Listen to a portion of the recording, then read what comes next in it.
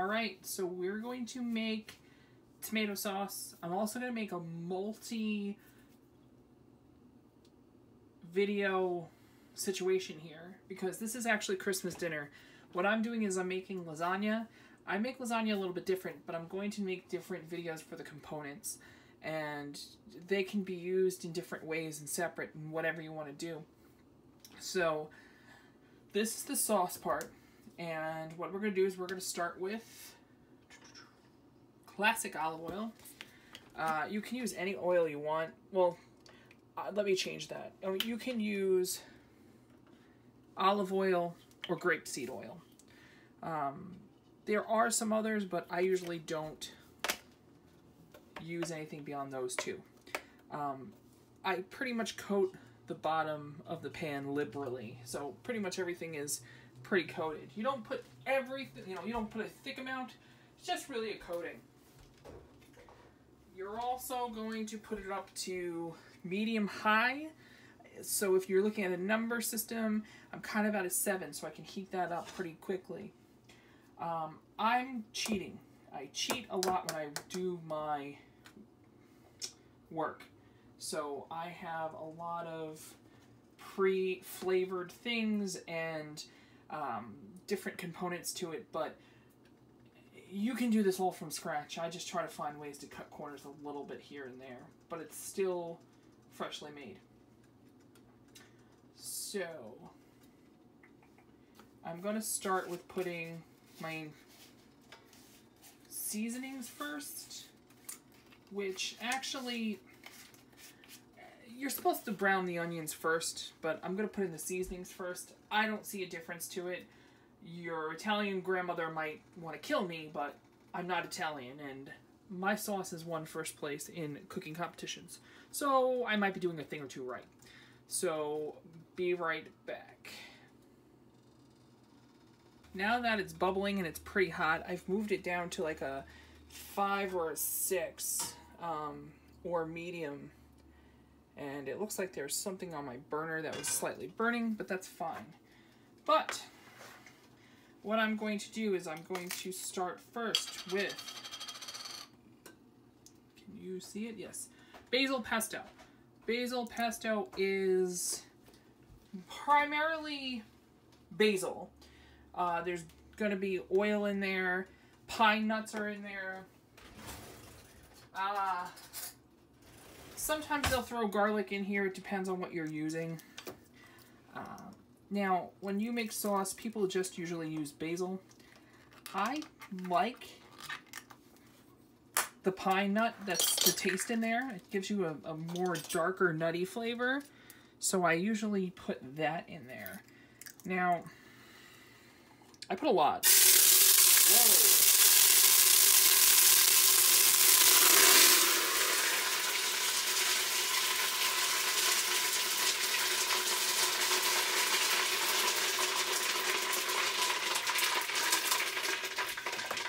That was a little too hot.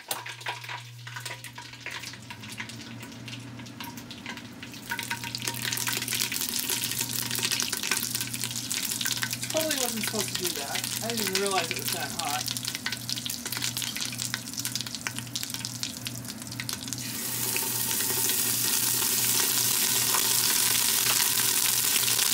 I'm going to turn it off for a second. I'm back. That was just a little too hot, and I should have realized that when I was looking at it, but I didn't. Anyway, that is pesto. I'm putting a little black pepper in there. I'm putting Italian seasoning. Now, Italian seasoning can be a number of things.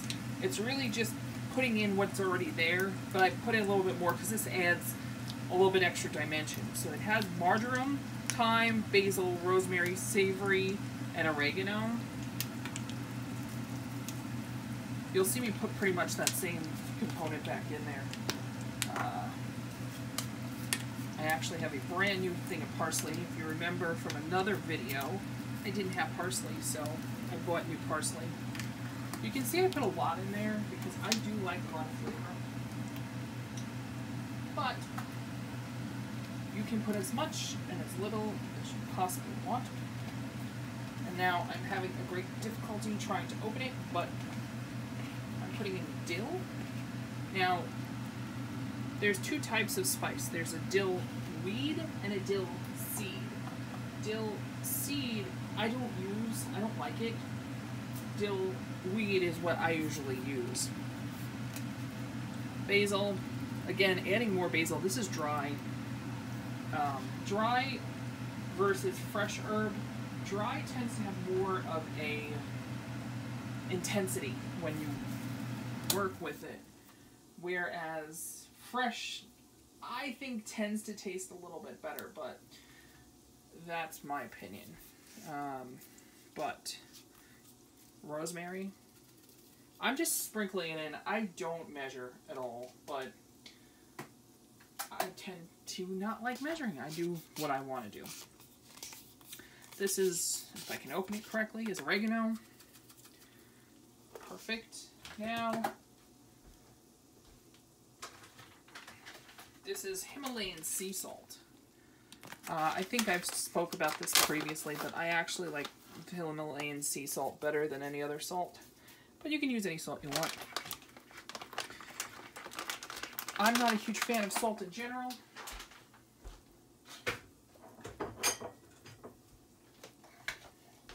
But everyone else that's eating it does like salt, so I put it in. And this is garlic powder.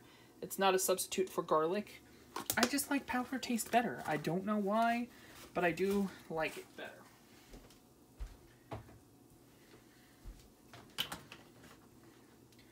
Let me just mix this up. It's kind of getting a little pasty at the bottom, which is fine. I'm just waking everything up, so to speak. Alright, perfect. Now I'm going to put in some cooking wine. Pretty much any wine that you have available you can use. Again, it's that whole coating the bottom, so it's going to kind of turn into like almost like a, think about it as an herb sauce or herb soup. So it kind of boils a little bit. It's going to simmer. You'll see like tiny little bubbles on it as I keep going. Next. Now, this is something most people won't put in there, but I like it, so I do it. I'm putting in mushrooms. Now, I know a lot of people don't like mushrooms, but I do. And when you do this, you don't actually taste the mushrooms because I'll emulsify it later, so it breaks everything down. I just think it tends to give it an earthier flavor. Call me crazy, but I like it. This is anchovy paste. Again, this is something some people don't like putting in. I actually do like putting it in. It gives it more saltier of a flavor. I mean, you've already put salt in, but it gives you a different... not fishy. Everyone thinks it's a fishy flavor, but it's not. It's actually like a saltier flavor. So I like putting that in there.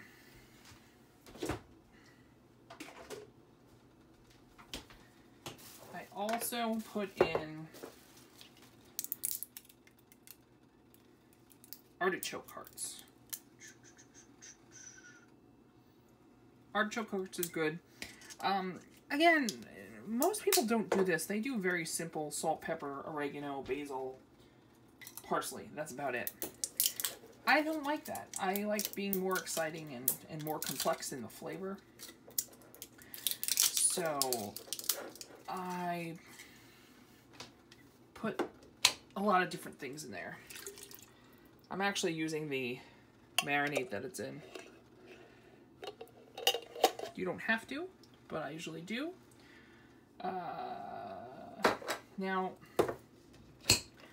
when I do these, I like also to put in roasted red pepper. Now, I don't have roasted red pepper, so what I actually have is, I got it all over me. Roasted red pepper appetizer spread. So in here is a number of things. It's roasted red pepper, onions, garlic, eggplant. But I like the roasted red pepper because it gives it a sweetness that the tomato doesn't give you. And let me just clean that up. I don't know how to really explain it, but I really like that taste. I would also put red pepper flakes into this sauce, but the thing I just put in there has a little kick to it, so I'm not going to add more. I don't want to get people too crazy with flavors. Now, I'm going to let this kind of mellow out and mix up together right now. It's going to just like simmer a little bit, chill. With that wine, going back to the wine, you don't need to use a specific wine. You can use whatever you got. I happen to just have cooking wine, so that's what I use. But if you have a bottle of red wine open, white wine open, whatever you have open, you can use it. I just happen to have cooking wine, so it's not going to be the best because it doesn't taste exactly like wine, but it's what I have and what I wanted to use. So again, I'm going to let this simmer right now. And I'm going to get stuff to chop some onions and garlic. And I'll be right back. So I'm going to chop my onions. I actually have a lot of onions because I like the flavor. I have my big knife. And I said it once and I will say it again. I don't chop onions how you normally do, but that's just because I've grown so used to cutting them the way I usually do. So I wouldn't suggest trying to cut them the way I'm doing, but if you wish to, by all means, go ahead and do so. I use normally the sweet yellow onion, but I believe this one is a white onion because I had stole it from my parents' house because I didn't have onions. Well, I thought I didn't have onions because then I got home and realized I really did have onions. So this is white, but I use the sweet yellow because, to be honest, it's easier for me to cut. It doesn't bother my eyes as much. So, chop it up, throw it in to the sauce. Now, instead of it sauteing and getting a little bit brown, now it's going to more boil in it, I guess is a better way to explain it, because you have all that wine and liquid that's already in the bottom of your pot. As you can see, I cut off the ends, cut down the middle, and I do take off essentially the first layer. I mean, I've seen people not take off the first layer, but I do because I just want to make sure it doesn't have that weird papery consistency. I feel like at the bottom, like this down here almost gets like this paper, like plasticky consistency, and I don't feel it's cooked down correctly, so I normally just get rid of that first layer, sometimes if I have to, even the second layer. And my onion's falling apart, but that's fine.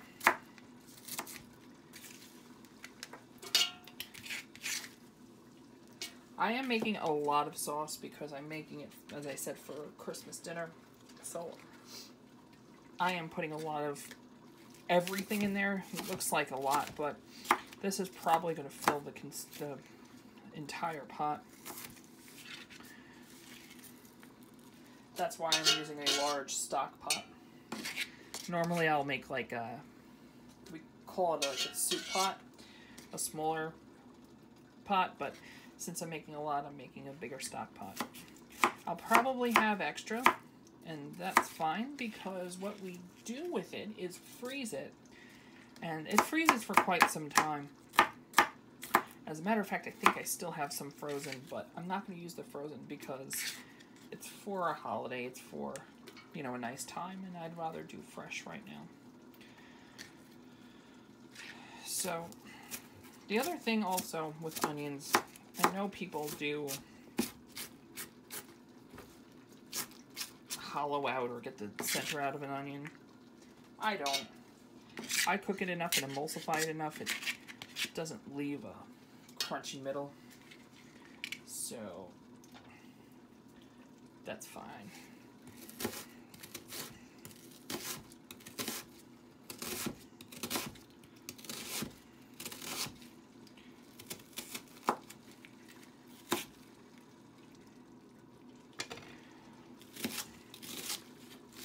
I don't do the fancy thing like the chefs do. They use the knife. The tip stays on the board and they kind of cut it. But I just kind of just pick up my entire knife. Because I'm messy and I am not professional. I don't know what you want to say I am. I joke around sometimes with my friends and I say I'm the messy Martha Stewart. She would probably be appalled at the way I do things, but don't care. So I've cut up, that was a large onion and a small onion. I'm gonna do the last onion, so I'll have 2 large onions and 1 small. So, it's a little tough one, being a tough cookie. Or a tough onion. Ha ha ha. Pull off the ends.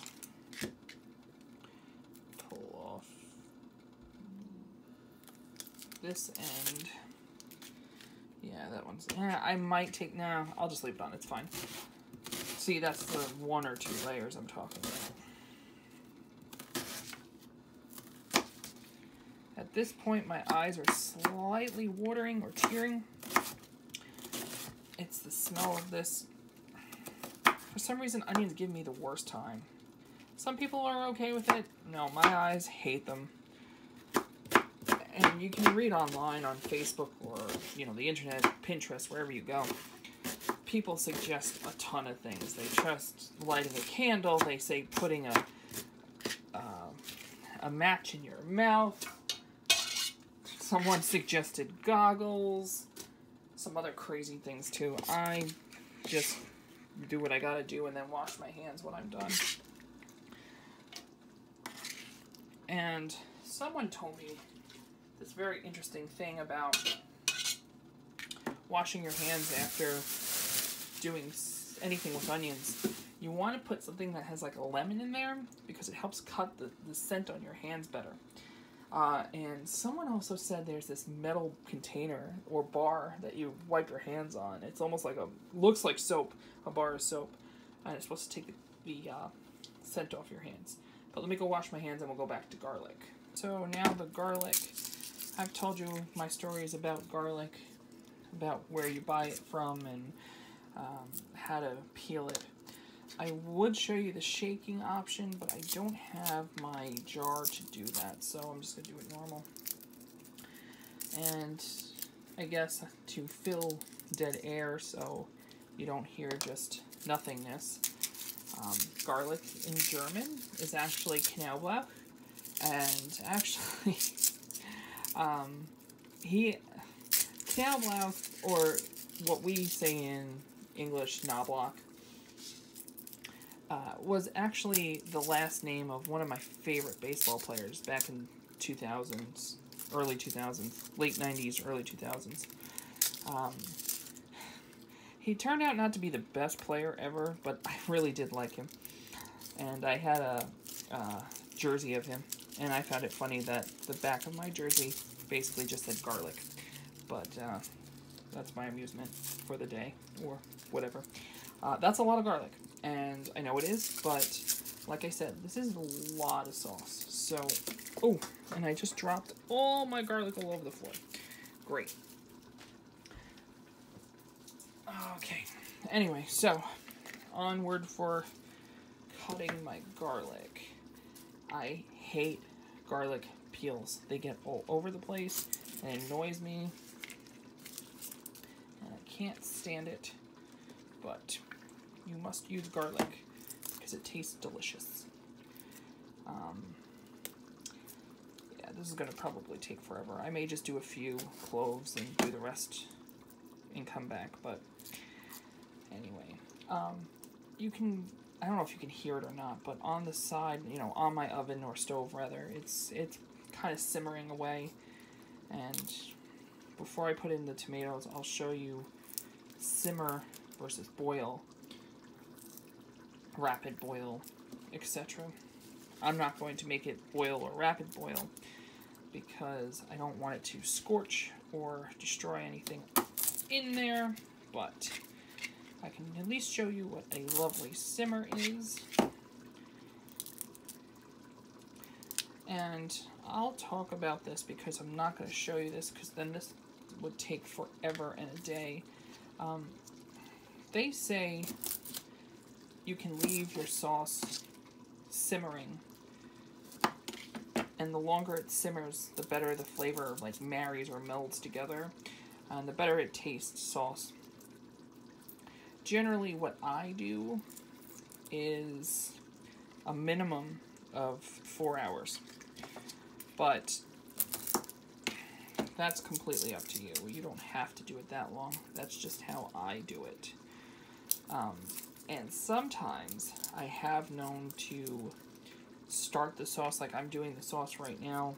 I'll get it to the point where it's like heated up, and what I'll do is then put it into the refrigerator and then do the 4 hours another time if I'm doing the sauce like during the week, because sometimes when I get home from work I don't have 4 hours to give to simmering sauce. So again, people would probably say, oh, that's terrible, or that's not doing what it needs to do, blah blah, whatever. If you like what you make, that's great. I don't care what you think about what I do. This is just how I do it. And that's what I think about cooking and food in general. People watch all these cooking shows all the time, and they just make you to think that you have to be so gourmet and do it this way and do it that way. No, you do it the way you like to do it. And if you like it, great, continue to do it. If you don't like it, don't do it that way. Unless you're legitimately going to kill someone because you're putting bacteria in cooking, or like salmonella or anything like that, I say do what you love and do what you want to do. So, alright, actually that's enough garlic, I think. I actually believe you could probably put more in later, but again, some people don't.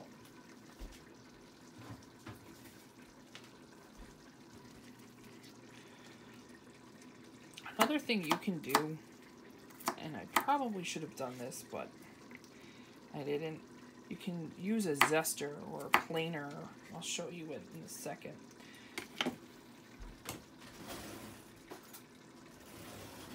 This is a zester or a planer. I don't know what you may call it. It looks like a box grater, you know, a hand grater.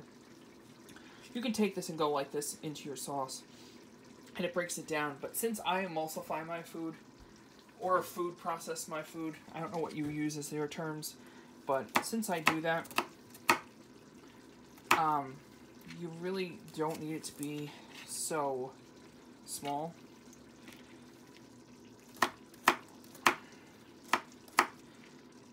Now, a lot of the Italian restaurants, well, not a lot, but some Italian restaurants that I've gone to in this area, they use big chunks of garlic and leave it chunky. Now, as much as I love that, some people don't like that, so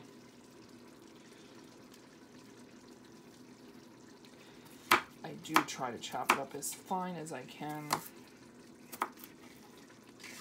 Or it's a coarse chop, I should say. But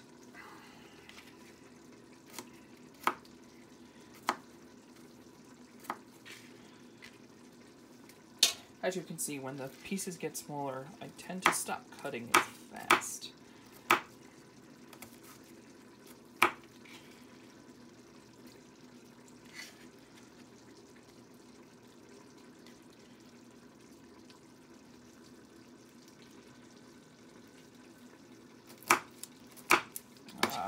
forgot to take this piece off.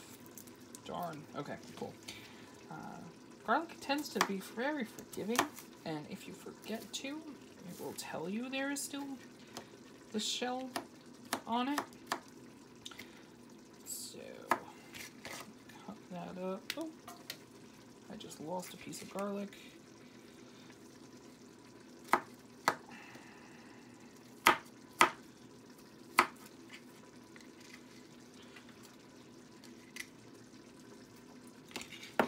This one's not even done. I'm not even going to bother because you'll see where I get the additional garlic later. So you can see it looks brown a little because this is before I put any, well, there is some tomato in that red peppers, but I'll let this simmer for about 20 or 30 minutes. And let me show you what a simmer is. It should come right back up. So give it a second. Yep. See how it's starting to bubble? It's going to be... Here. Let's see. You can kind of see the bubbling. That's simmering. If it starts bubbling profusely, that is a boil. So we'll be right back when I put in the tomatoes. Alright, so now I'm going to put in tomatoes. So it's been simmering for quite some time.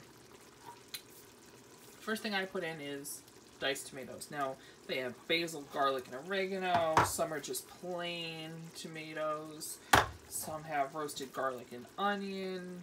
It's whatever you prefer to put in there. Now, I don't know where you are, where there's different situations with tomatoes, but people here tend to want to go with their specific types of tomatoes.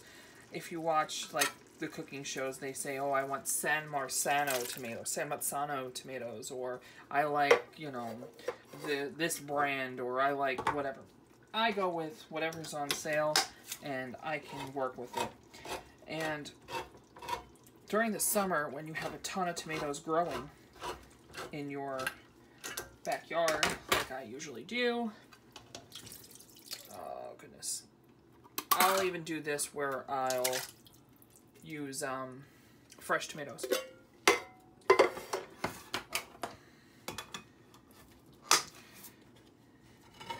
There are also tomatoes in the hole, and they take off the skin. There's like this, like if you boil a tomato, you can see that it has like a skin on it.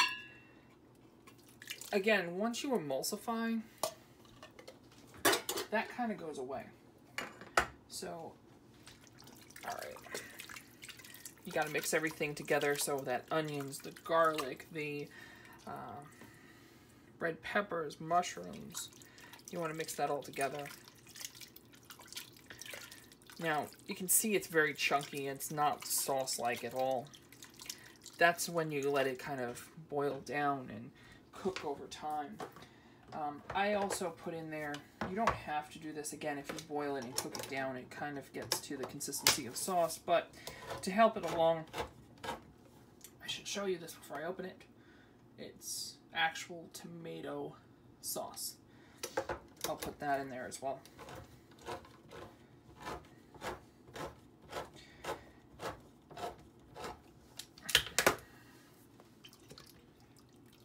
And you see, that's basically like a consistency of an actual sauce. Can you use these cans and just say yes, it's sauce and be done? No, you have to let them cook. You have to let them cook enough. But mix it all up.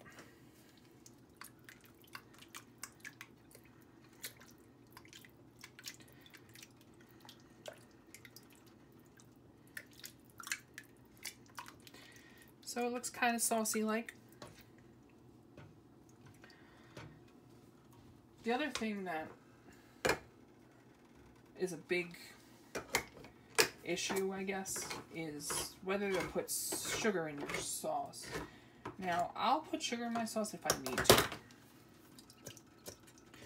If it needs to be a bit sweeter and it's on the acidic side, I'll put some sugar in, but normally I don't, because I don't really need it. I actually did this totally by accident once.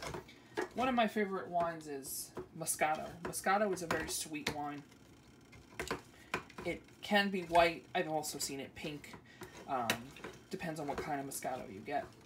But one day I wasn't paying attention to what I was doing, and instead of picking up white wine, I picked up the Moscato. Wine has that sugary consistency, but again, the Moscato has a little bit more. Depends on what kind of grape you're using to make the wine. So I accidentally put that in there. It made it super, super sweet. And apparently, if you ever put too much sugar in your in your sauce, you can put potatoes in it and it lets it boil out the sugar. It does that to salt as well. But someone told me you could do it with sugar. I've never tried it, but if you put too much sugar in, that's your trick. And the other thing is tomato paste. Now, tomato paste, again, it's if you want to use it. My mom actually doesn't like tomato paste, and I find it funny because I always use tomato paste. And she says that she likes my sauce better than her sauce. So if, Mom, you're watching, start using tomato paste. Now, tomato paste, you can see inside, is legitimately paste. What I do is... I knew it did that. I knew it would be. That usually doesn't happen. But what I try to do is open the bottom. And it comes out easier.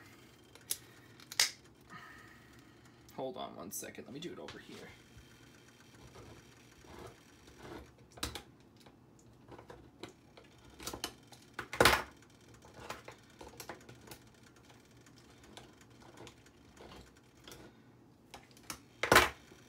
Clearly you can see we're not all perfect. I just push it down to the end and then just grab on to that metal part.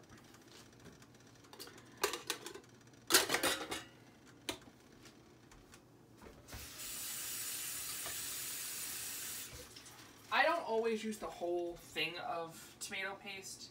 It depends on how big my sauce is. Since this is a large quantity of sauce, I will use the whole thing. But if this was a smaller sauce that I was doing, I'd probably use half and then I would freeze the other half. I can put in bay leaves, but you need to understand with bay leaves, they're great spice and a lot of times you'll put it into your sauce, but you actually can't eat bay leaves because it can make you, I don't know, like it can hurt your insides or something. I don't even know. I just know that people put it in there, let the sauce cook, and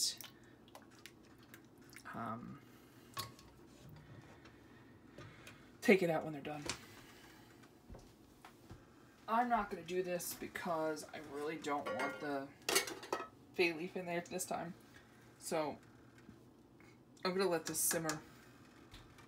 Usually I'll cook it for a little while and then emulsify, but I think what I'll do for the purposes of this video, I will emulsify it to show you what it does, because you can see now the consistency is chunky. So let me heat everything up first, and I'll get my emulsifier and I'll emulsify it down. You're probably asking what emulsifier is, or some might ask. This is an emulsifier. It has a bottom like this, and it's a very much similar concept to a food processor, but this one happens to be handheld. So let me move my sauce over here, and we'll emulsify it so I can show you the consistency, how it changes.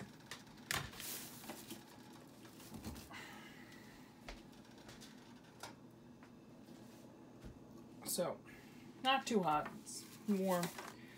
And this goes to the bottom. Oh, sorry, I just hit you. So, you hit the bottom, and you just let it go through. I pick it up just a little bit, so it can pull some stuff in. And you start mixing it. This can take a while, depending on how much is in your pot.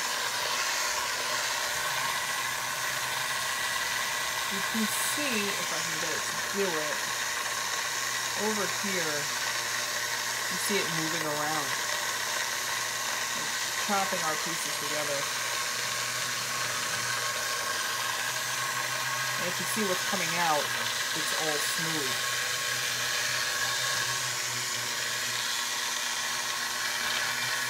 So those big chunks of mushrooms, you're not seeing them because they're getting chopped up.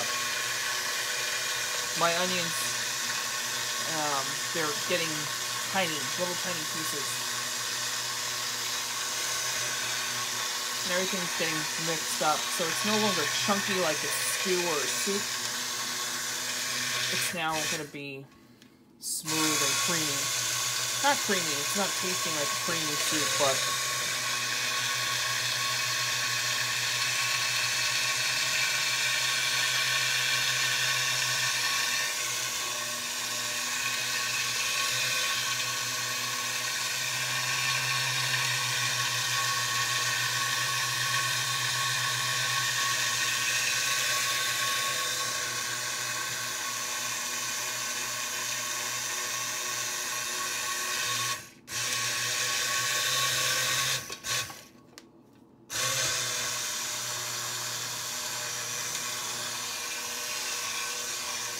you can see there's a shininess to it. That's your olive oil.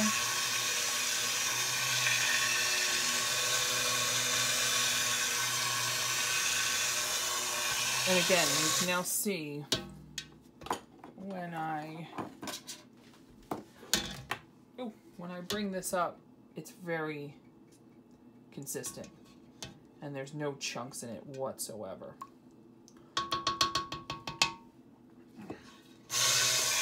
Gonna go around one more for extra luck, or good luck.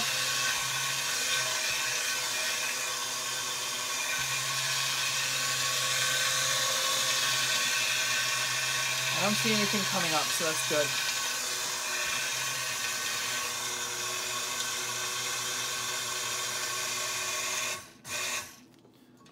Alright.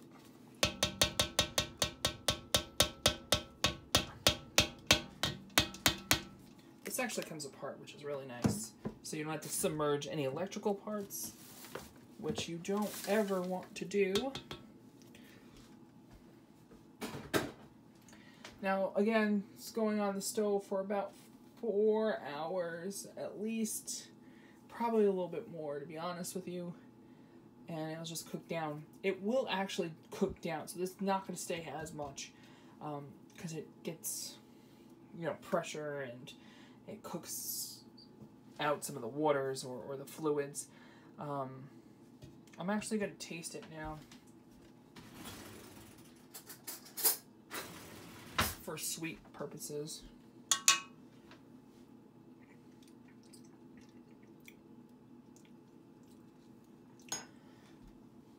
And it has a little bit of a, not bitter taste, but it does have a little bit.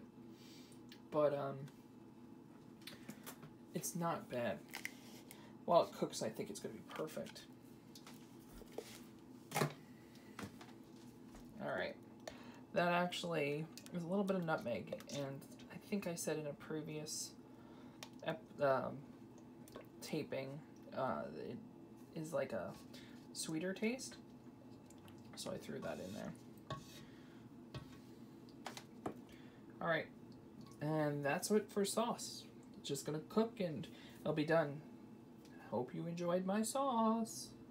I forgot to tell you how I cook it. It's gonna be on medium. You'll see little bubbles here and there. That's what you want. I stir it occasionally. You don't want too many rapid bubbles because that can scorch or burn at the bottom of your pan, and then you get this chalky black stuff, and you don't want that in your sauce. So that's about where I would leave it at. Sometimes I do heat it up to make it boil just a little bit more, but then I'll turn it right back down so I don't keep it on for too long.